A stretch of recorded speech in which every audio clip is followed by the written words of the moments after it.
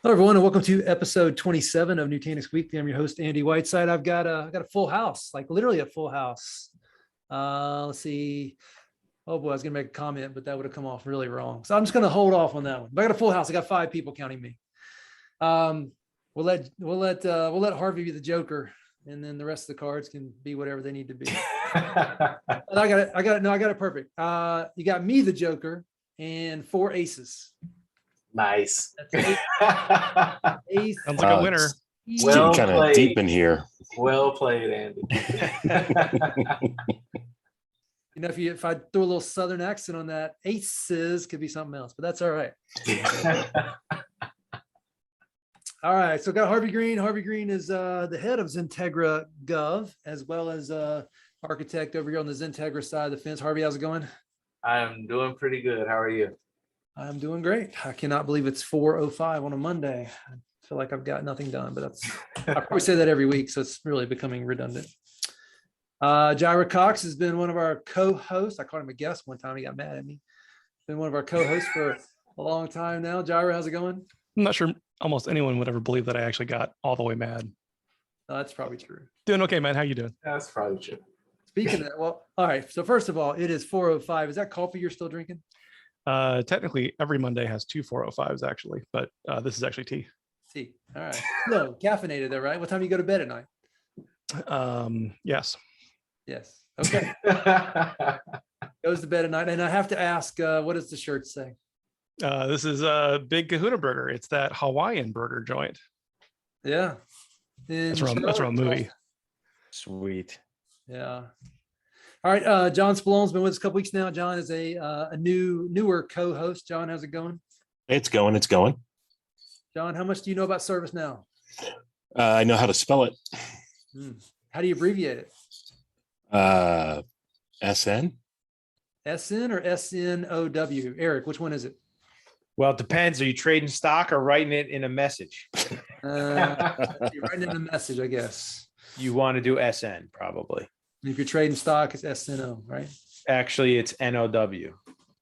NOW, Nice. no SNOW, right? There's an S, right? SNOW is another company. Holy cow. Well, You guys You've been trading the wrong stock there, Andy. Eric, do you guys never say snow? People do, it has been done, but because there is a competitor in that space with that acronym as actually the name of their company, we try not to use it. Got it. Do you say, if you had to read SNW aloud, do you say S now? I'm so curious about corporate guidelines. I mean, we're pretty much always ServiceNow or now. It's Oh, that's Yeah. concise. Yeah. yeah, it's probably either one. You know, like our internal pages, there's a group page called We Are Now, as opposed to like We Are Snow or Snow or any, like, we just kind of avoid that. I think this just graduated to being the most technical podcast ever. You know, to be honest, got like- if any of you seen the movie Super Troopers? I mean, because right now I'm just seeing that whole meow part, right? Meow. We got 4 to 5 SEs on here, depending on how you count. Like accuracy is going to be a big part of this. Indeed. No, remember we got 1 joker and 4 aces. I was giving you partial credit. All right. Well, guys, we had talked before this, and now we're going to execute on it, about covering a blog recently off the Nutanix blog site, and the title of it is "Provision Databases Easier with Nutanix Era and ServiceNow." And I think what we really want to focus on is this particular use case, as well as just more and more integration with products with ServiceNow, and the ability to automate and make things better. Yes, that's right, Jirah. I said automate. Real quick, Andy, I think I'd like to get to know more about Eric. Jon, thank you for keeping me on my toes. Eric and I go way back. We've been doing a ServiceNow podcast for a while, but our audience here doesn't know him. Eric, tell us a little about yourself. Yeah, how's it going? I'm Eric Schwarts. I am a advisory solution consultant for ServiceNow. I've been with the company for, it'll be 4 years in a little over a month. And prior to, or so I'm predominantly in a pre-sales role within ServiceNow, big focus on our partner ecosystem. And prior to my time at ServiceNow, I spent a lot of it in a lot of your areas of expertise, data center, cloud, infrastructure, software, kind of networking, servers, storage, etc. So I have a wide range of experiences to pull on. I have some unique experiences specifically with Nutanix that maybe I'll have an opportunity to mention today. And otherwise, I don't know. I'm based in New Jersey, so I'm on the East Coast for those of you listening far away, and I'm happy to be here. Oh, thanks, Eric.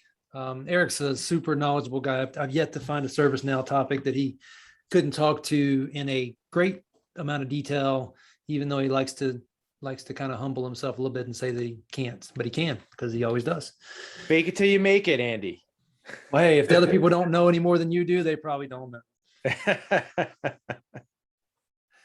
Yeah, my message is, people say, well, just pretend all the people you're speaking to are naked. Well, that's kind of hard sometimes. But pretend they're naked and pretend they don't know any more about the topic than you do, and you're good to go. Yeah, there you go. All right, the opening article or the opening paragraph here talks about the fact that database creation is a redundant task. That's really what we're talking about here, right? Things that are done over and over again and can be efficient processes, and how we take tools and software to make them more efficient and automated. Harvey, Jirah, and I had a big podcast a couple weeks ago about automation, and we talked through my challenges with it. I think we brought it up a couple times now. Just a few. Just a few. Well, and I'll use the Bill Gates statement again. I think I probably used it last week. Take an inefficient task and automate it, and you made it worse. If you take an efficient task and automate it, then you made it better.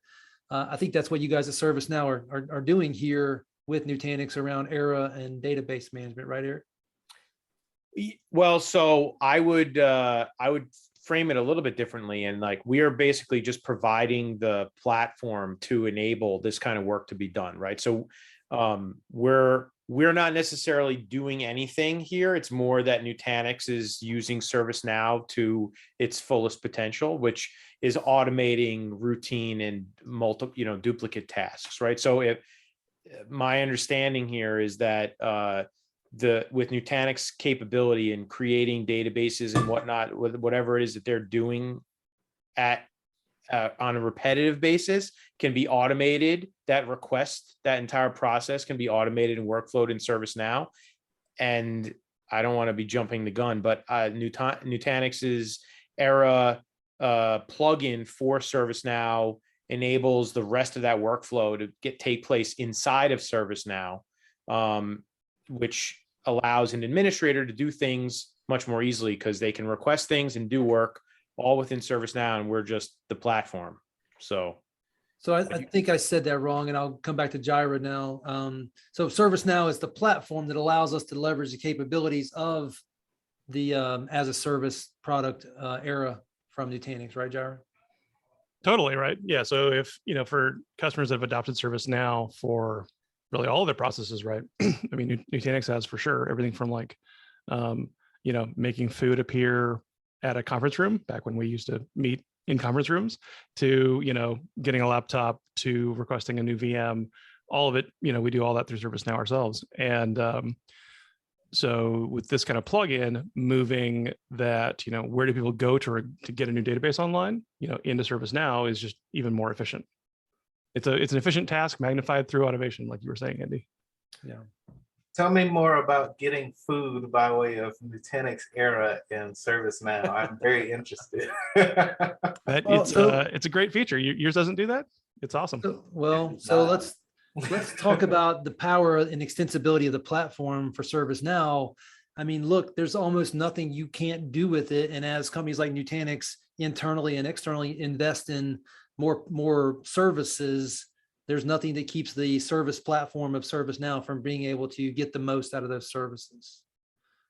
Yeah. So what I would say is this, ServiceNow, and if you happen to be a listener of the ServiceNow podcast that we've recorded here with XenTegra, you'd hear me talking about a lot of the things I'm about to say. But basically, one of the key capabilities of ServiceNow is our ability to integrate or be integrated to by a lot of different vendor technologies. And so we become the glue that gets organizations and resources within an organization to collaborate and work together.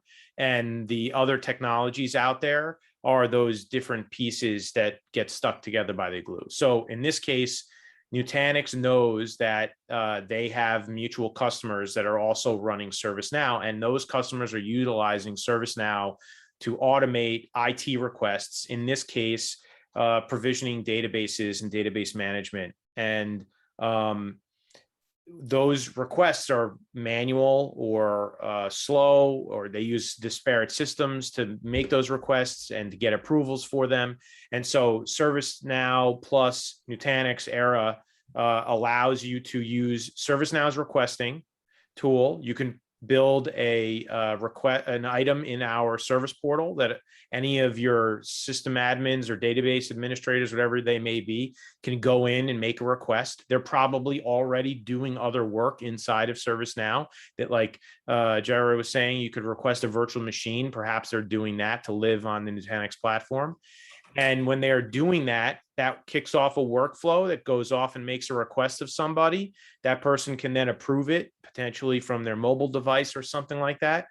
And then once the approval comes through, it can then it'll get notified. The person will get notified, and the Era system will understand that the approval has taken place. And now the Era software, which can live independently of ServiceNow, but in this case will live inside ServiceNow so it's one pane of glass.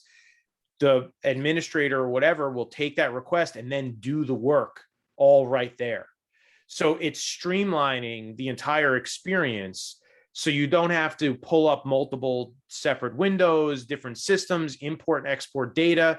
It all lives and works and breathes together under the platform of platforms, which is ServiceNow. And the Nutanix system here is just one great example. Nutanix actually has a couple of different integrations that work within ServiceNow. It's not mentioned in this blog post, of course, but they have something that allows some automation around Beam and their Security Central. They have a plugin for that, and some other things too, Calm. So like there's a lot of different things Nutanix is doing to leverage ServiceNow as an engine for automation, requests, approvals, and a single pane of glass to do work.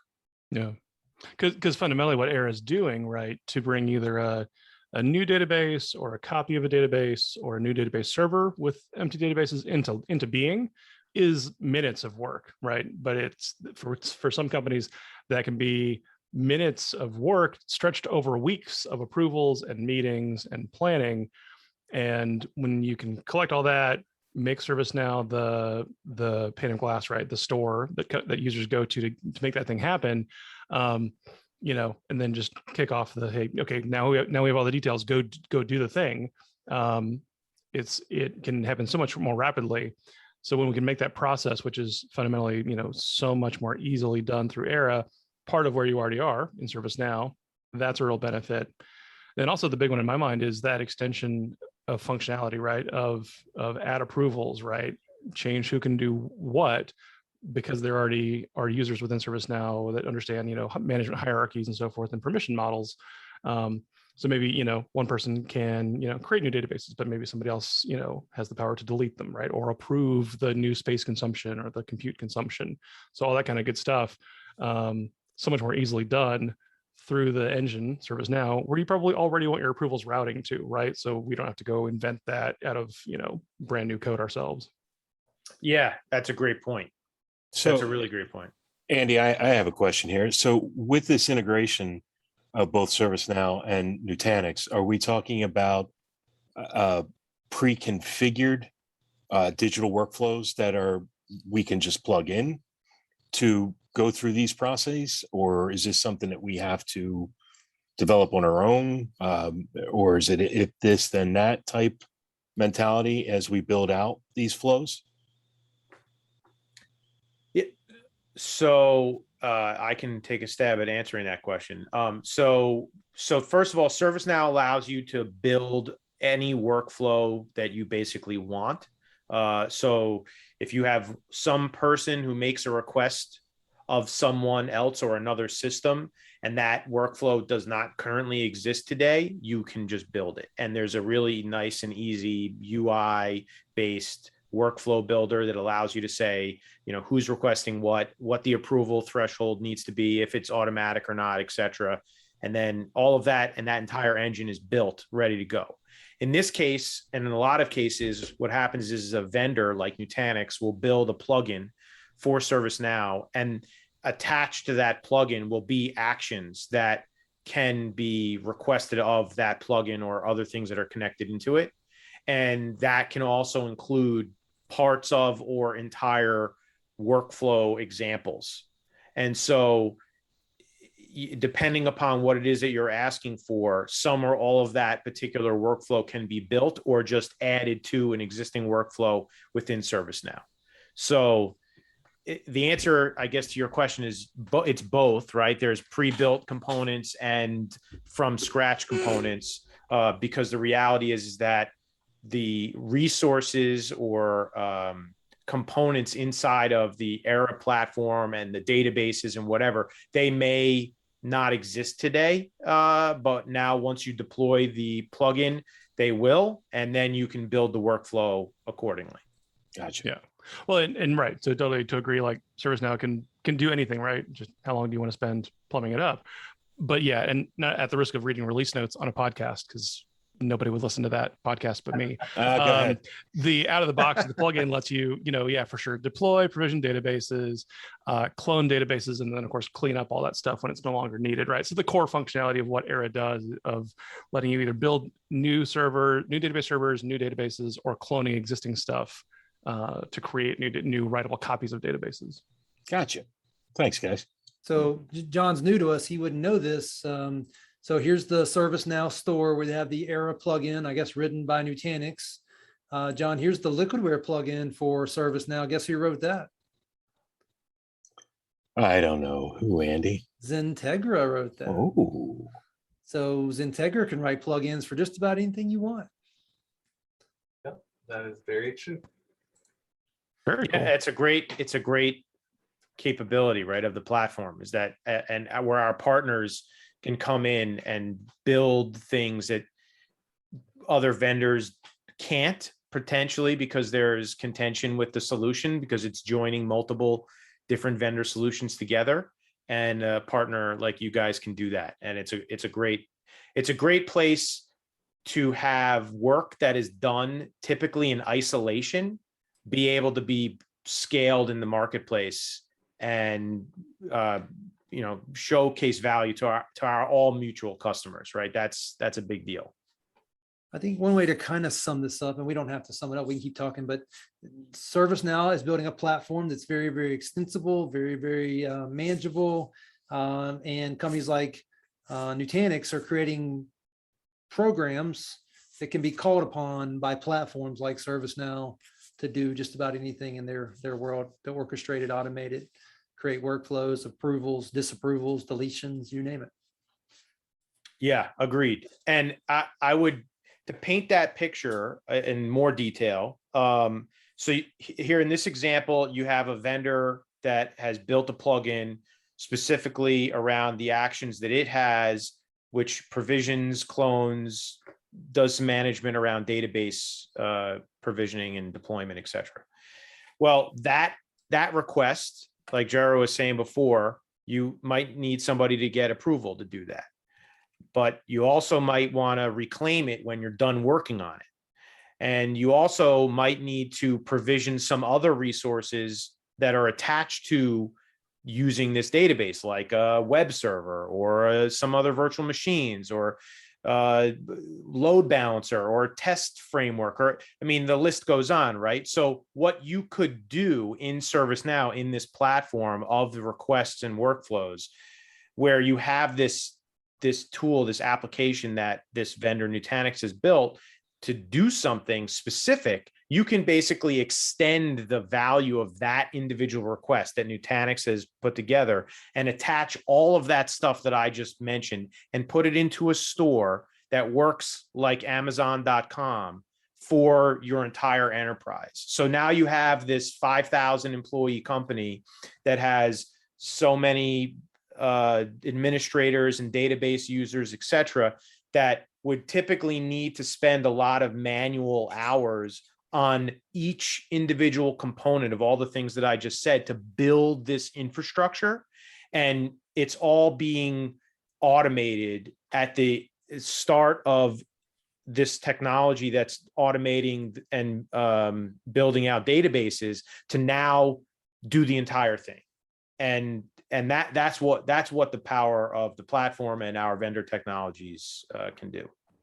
Eric, do you have numbers that backs up the amount of time spent for someone getting the workflow into ServiceNow? How much time is saved in the long run? Is that something you could even calculate?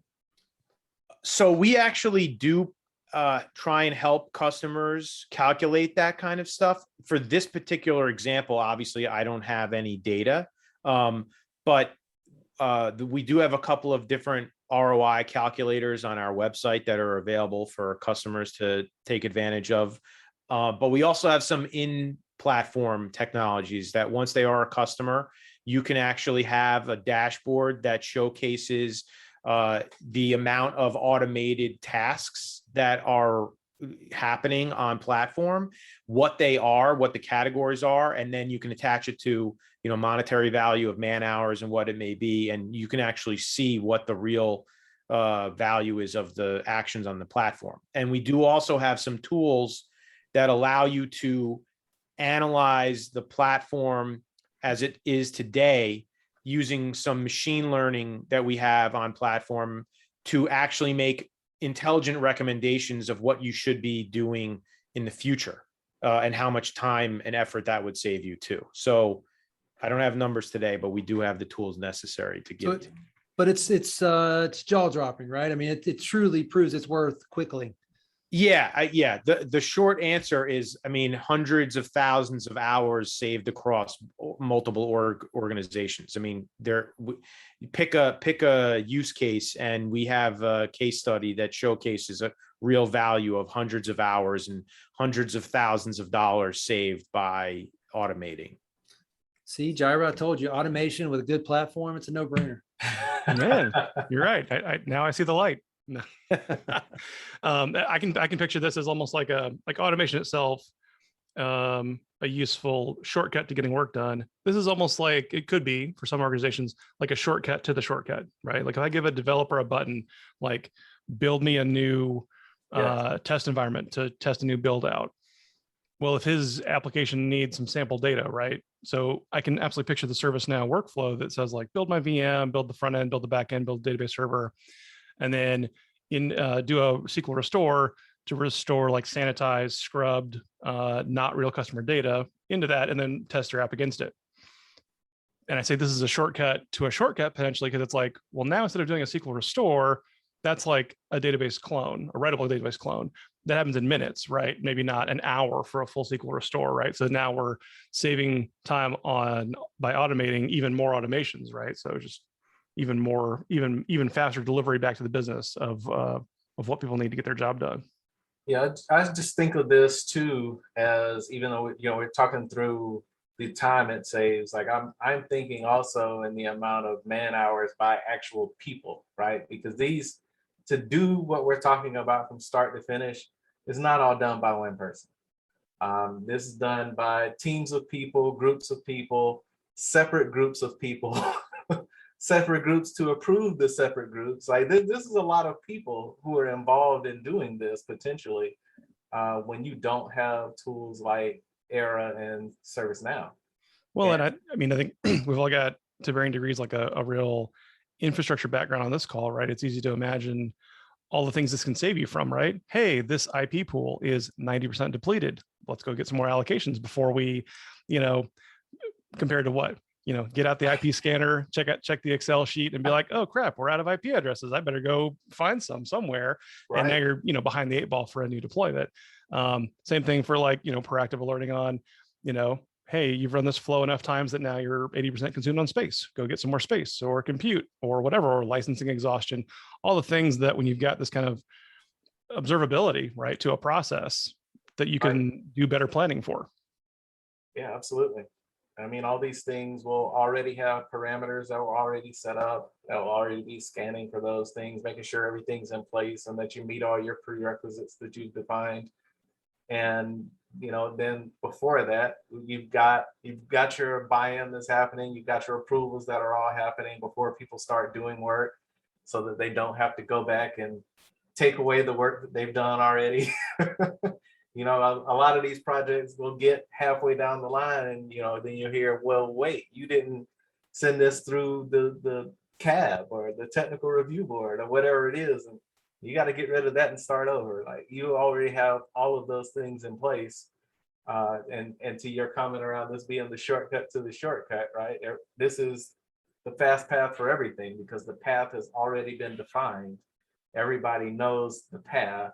And all you have to do is kick it off. Everything else happens the way it's supposed to, and you've got a predictable outcome in the end. Well, I would add to that, Harvey, you also have a very powerful tool that could log the steps in the workflow. So if it didn't work, Absolutely. you got a way to go track down what happened and fix it. Absolutely.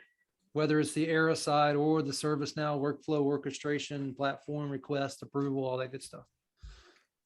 Yeah. And when your business needs change, you have a very easy way to modify this business process that has now been built. That includes the work of a lot of different people and departments where you might need to just make one change. And in the olden days, you would have to effectively train everyone. You'd at least have to get their attention and say, hey, everybody, we're now doing this differently. Whereas now, to them, they may not even know that it's different. And their portion of work is the same. And that's all they need to worry about because it gets put on the train and then it keeps going. Yeah. And if updating your automation involves like doing like a get checkout, like that could be fine, but you've probably, raised the bar for like who can now update that workflow compared to, hey, I go edit it in ServiceNow. Yep. So Jirah, I like that. Imagine you're the subscriber to this and you're kicking off this request, and somewhere along the way it's getting approved. And I bet ServiceNow's able to just pop up and ask, okay, would you like to take a survey at the end of this and tell us how we could make this process better? I mean, I'm sure Era, that's not what it does, but ServiceNow wrapping around that does, I bet. We do. I used to use a product that did like cloud-based access point management. And every single page of that UI had a I wish button, right? Like, I wish it would do this. I wish it would do that. I've always loved that feature of who will tell you what the product needs to do? Well, people that are using it right then, right? And that are getting frustrated because I don't find the button I want to do the thing I want to do. It's an amazing capture ability. Yeah, that sounds awesome. I know we even talked about this, Andy, in I think I was our first podcast about user-centric design, where you're really building the workflows to subscribe, or is that the right word? Subscribe to the users and what they need and want from it, right? And that's really the most important thing. You don't want to just design it in a vacuum and say, here you go. But ServiceNow definitely also provides tools to monitor current utilization and make improvements along the way when you need to or want to.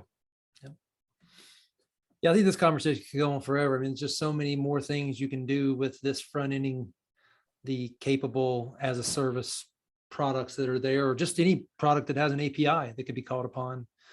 Jon, you've been quiet the last couple minutes, taking it all in. You're probably the newest to this conversation. What's your takeaway on what ServiceNow does for platforms or integration opportunities like what we're seeing here with Era and Nutanix? Pretty freaking cool. To put it That simple. was very technical. Hey, I mean, I'll take it. Yeah. that's how I roll, man. No, the integrations, I love it. And this is where I kind of put on that technical marketing. I mean, I definitely like the verbiage of a digital workflow more than automation. But I mean, I get where it's coming from. I think there's, the capabilities are just mind blowing. You can truly do so much. And, Eric, you brought up about, talking with the users and integrating and subscribing to what they're doing. Really, this just opens it up for an organization. Everybody's a customer now. It's not just, who we're selling to or working for, but every single person within that organization and outside the organization. Everybody's a stakeholder in this. And the functionality, I mean, really, when you talk about just from this article alone, being able to handle databases in the automated way that it is, there's so much more functionality. I mean, while you guys have been talking, I've been reading a little bit more, just with the alerts integration, the IOPS automation, application request management, governance, the Beam integration that's there. I mean, it's just truly mind blowing. It's a lot to read up on for me. So Eric, you mentioned a while ago some work with Nutanix from ServiceNow. Did we cover that in this, or was there another shining example of what you've seen done at Nutanix via ServiceNow? Well, I know that they do have a COM plugin too, which they've publicly talked about, and they actually quoted some specific benefits of that plugin with the automation that came from it. And I think that they were saying that their customers were expecting to lower operational costs by 30%. So they actually coined it where they're taking hyper automation, which is the individual components of what they're doing within the COM plugin, because that's super localized. This is my understanding of it anyway. And then the operational processes, which is what ServiceNow is now automating, and combining those together, which gives their customers the 30% lower cost. So that was one thing I wanted to mention. The other thing that I was going to mention, which kind of ties it into a couple of things that we were just talking about, is the picture I painted before of like making the request and reclaiming the stuff and automating that whole thing. If you want to put one more play onto the whole thing, is because ServiceNow can also track all of your IT assets and tie it into event management and actions when alerts are read and created, and we understand what the alerts are, because you're making these requests and you have a database and infrastructure that you're deploying, you can immediately also know who all of the consumers are of whatever it is that you've requested. So now when an alert comes in and there's something wrong, you immediately know who is impacted by this potential outage. And having all of that intelligence at your fingertips, not only are you automating and providing value on the front end of like building all of this out, but when something goes sideways, you have the ability to react much more quickly and know the importance to your organization about what's going on, right? And that's something that is not immediately relevant, or not relevant, but realized when you talk about automating database deployment. But when you tie it to the whole picture of what you can do with all of this intelligence and automation, it's really powerful to any customer that would want to take advantage of this. You're helping both sides when it's up and running and things go sideways, to just saving people time on the front end. I can see that really shining a light on some, like Harvey touched on, like CAB processes, right? Like we have to approve this change without maybe a full understanding of like, what are the ramifications of it? But when it can just spell out, here's what this is supporting, that crystallizes that so much faster. Yeah. I mean, and you know what? ServiceNow has a product called the CAB board meetings that you can automate a lot of the change advisory board stuff that you need to go through, as well as just basic change management, right? So that's a key tenet of ServiceNow. Long before we ever started doing any kind of data center cloud management or plugging into different vendor technologies, change management was a key tenet of it. So it still is today. And that's a perfect example. Guys, I think we've covered it. Harvey, anything you feel like we've left out that needs to be said? If you have Nutanix and you have ServiceNow and you're not having them work together, you are missing out. Indeed. True story. And I Or if think you only have Harvey one, you also, probably need the other. I think Harvey said, if you have Nutanix and you'd like to buy and implement ServiceNow, call Harvey. Yes. And if you And the have other way ServiceNow around, and you'd too, like to yeah. buy Nutanix, That's call Harvey. right. Very good. Yes, that is the moral of the story today. Well, at the end of the day, it's all about driving business, but good business. Jirah, anything else we left out? No, maybe just to highlight that we've got, .next coming up here, and I'm sure you'll have lots of great sessions highlighting automation, highlighting business processes in ServiceNow at that as well. So put that on your calendars and be sure and attend, because of course it's virtual and free. What's the actual date? It's going to be, I should have pulled that up. No worries. September 20th. September 20th through the 23rd. Look at that. Nailed it. Way to go, Harvey. All right. I get excited about it, at the same time I get frustrated because we're still not back in person and so much opportunity to spend time with people. But nonetheless, we'll get there eventually. Eric, anything from your side that we may have left out or you'd like to talk about? The only thing I would say is I appreciate the time. ServiceNow is on the cusp of releasing our next release called Rome. That will be out on or around sometime in the middle of September. I'm not allowed to quote the exact date just in case something changes at the last second, but we're very excited about that release. It has even more capability around automation and integrating into different vendor technologies. So I'm looking forward to it. And since ServiceNow is a cloud platform, all of our customers will be able to take advantage of it as soon as it is released, assuming they upgrade. And that's available to everybody through our partners that can upgrade for them. So that's my plug. Yeah, great. John, your side? I'm just looking forward to getting more in-depth knowledge on my own on this, but I do have one key question here, down here at the bottom of the blog. When did you guys hire App Detective? Oh, I dated myself, didn't I? Look at this. Everybody's like, what are you talking about? Andy knows. Is that not the Stig? Yeah, but all right, never mind. On that note, pups. All right. Is that this guy? Is this App Detective? Yeah. Okay. Oh, from back in the day?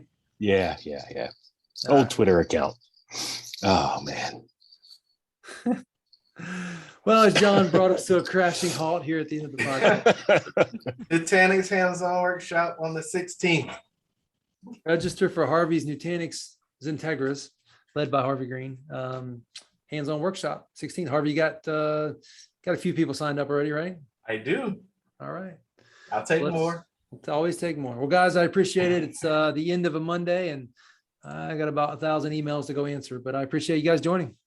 Cool. Thanks. Thanks, guys. Nice meeting everyone.